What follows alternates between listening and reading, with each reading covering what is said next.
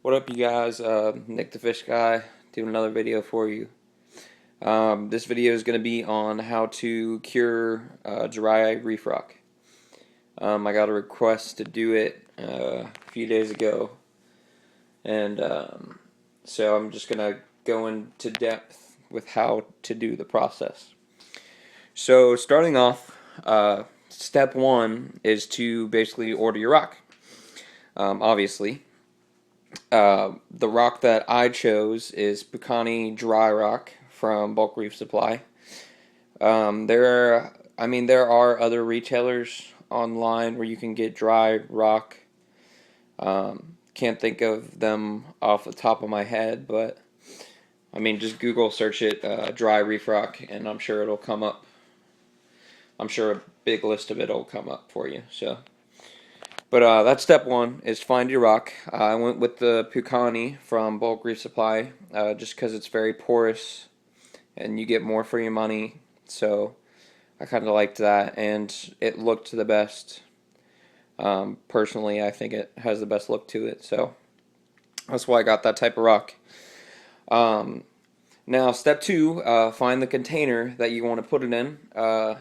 If you go back to my previous videos, I had the rock in this 75-gallon tank over here with circulation in it, but I moved it, which I'll tell you in a second why. I moved it to this container because it's easier to do water changes for this container and stuff. Okay, so that's step two, is get your container that you're going to use. You can use anything, trash cans, buckets, whatever.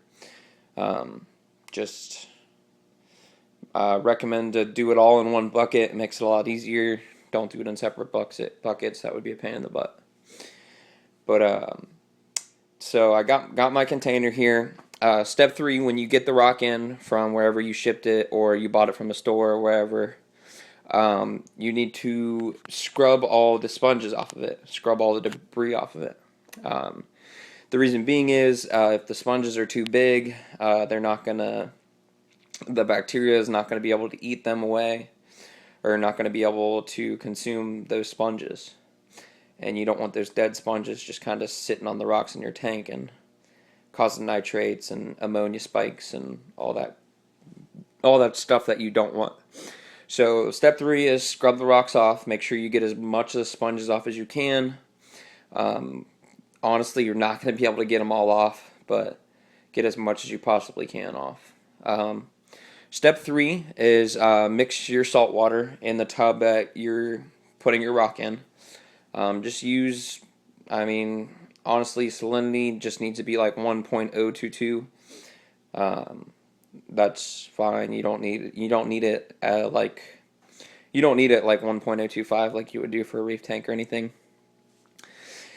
And then step four, put your rock in your tub or whatever you're using, and make sure you have the water heated and you have plenty of circulation in the tub. Me personally, I have 3 Coralia power heads down in this tub. You really can't see it, but down in this tub with all my rock, I have 3 Coralia power heads and a 300-watt heater, which is plenty.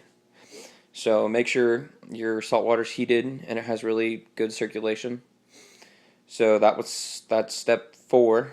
Yep, that's step 4. And then step 5 is once a week, you're going to be doing 50% water changes on the water. And that's the reason why I took my rock out of my 75-gallon and put it in this bucket, is because that way I had less water to change out. It saved me money on salt. And it was a lot easier. It was a lot less water to deal with. So use as little water as you can, but still making sure that you cover all areas of all the rocks. So that's why you can basically use any tub you want. But that's step 5, is make sure you do 10% water changes once a week.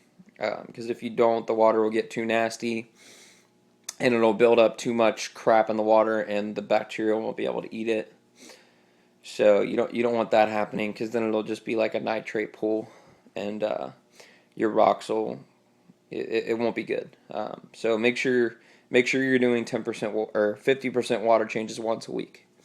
So after that, after your nitrate and ammonia go down and your water, it should take about 4 weeks. It took me 4 weeks for 90 pounds of live rock or dry rock. So normally it's 3 to 4 weeks. It just depends. But it took me about 4 weeks, and then I was just seeing nitrates, so I was good. I was ready to take my rock out and put it in my tank. When you're putting it in your tank, make sure you don't leave the water out for more than an hour or two, because that bacteria is just going to die and you basically wasted your process. So try and get the rock into the tank quickly and into water. You can always aquascape it later when it's in the water. That's what I did for my tank upstairs. So, I mean, I'm going to do my next video is going to be an update on the 90 gallon. Right now it's filled with water, filled with rock, filled with sand. The whole setup's ready. It's coral ready and fish ready. It just needs to cycle. So, but I'll give you an update on that in my next video.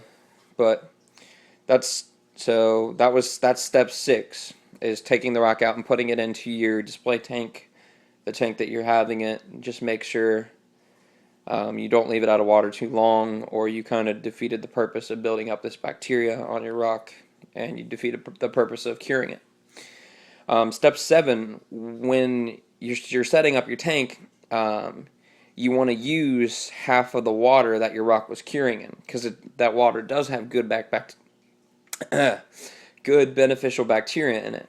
So use the top half of the water that your rock was curing in. I recommend letting it settle for kind of like an hour or two, and then use the top half so you get some nice clear good water with all that good bacteria in it. So I'd recommend that. And I mean, besides that, pretty much fill up your tank and let your cycle start going. That's just, it's pretty simple to cure the rock. I mean, obviously it takes a little bit more work than having live rock and kind of starting out your tank up that way, but it's worth it because the price is anywhere from $5 to $7 less a pound. I mean, you can't really beat that. So that's just kind of into depth about how you cure your dry reef rock. Any questions, shoot me up in the comments section. Rate my video, please. Subscribe. But any questions, just hit me up and I'll answer them as soon as I can. But hopefully this was some good information for you guys, and stay tuned because more videos coming on my 90 gallon system. It's up and running, so next video is going to be on how I set that up. So thanks for watching, you guys. Just stay tuned. See you guys.